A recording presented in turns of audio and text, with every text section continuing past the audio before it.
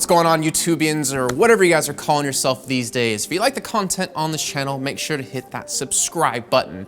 And what we'll be bringing you in this video is about Blizzard. Everyone knows the name, everyone knows the franchise of Warcraft. We're gonna be taking a look at how it started with Warcraft orcs versus humans, and how it's transitioned into the MMORPG of World of Warcraft, and how its esports has evolved.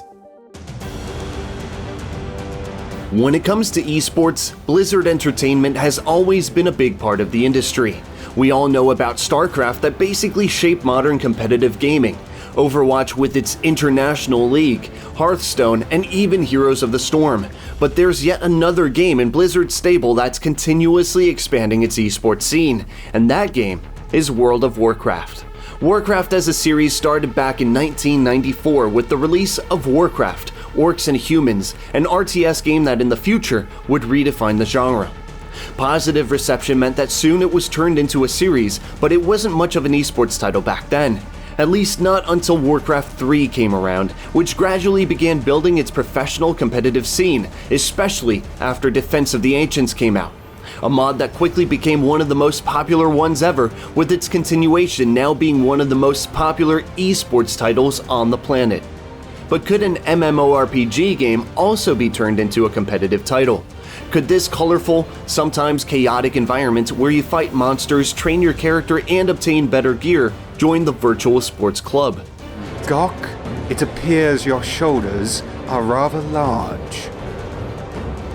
Don't you think you should send a bug report? Never. To answer this question, we should look at one of the core features of WoW, which is player versus player combat, or PvP for short. In a world where Alliance and Horde constantly fight for dominance over each other, battling other players is something you cannot avoid. And it's not just duels or open world combat. In the beginning, most fights would be settled during a battleground, where teams consisting of tens of players fought for control over given objectives. However, assembling such big teams proved to be problematic without active PvP guilds, so Blizzard came up with a new idea regarding how players could test their skills against each other. Introduced during the Burning Crusade, arenas featured combat in an often tight location, with 2v2, 3v3, and 5v5 modes. And if you think that such duels were easy, well... You think you do, but you don't.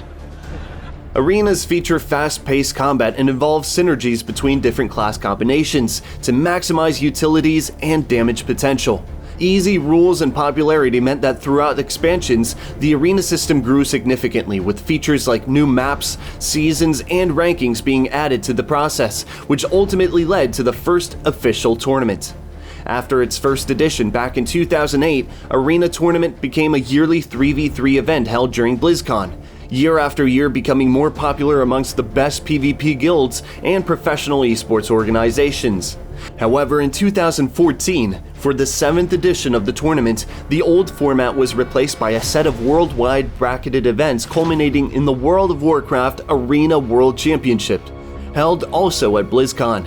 Last year's edition featured 12 teams and a prize pool of $280,000, and without much surprise was won by Method Orange, one of the teams representing the British organization, which continues to be the dominant force when it comes to World of Warcraft content. Method Orange has done it!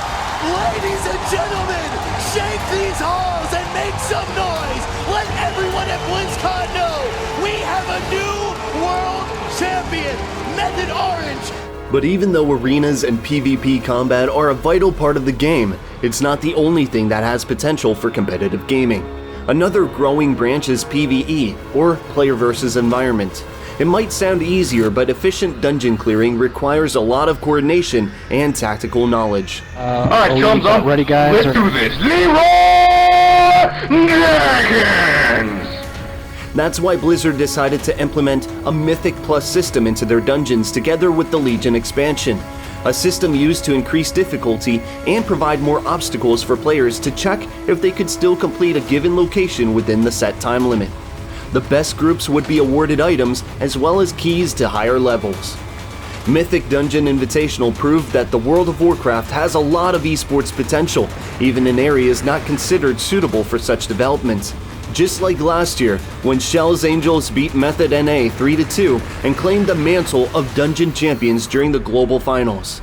Shell's Angels have found redemption. They have righted the wrong, they have corrected the ship, and they are now your Mythic Dungeon Invitational 2018 champions. Blizzard aims to expand this idea of completing content within a given amount of time and according to set rules, and has already started an in-game campaign to fund prizes for the next edition of the tournament, which will now be called the Mythic Dungeon International.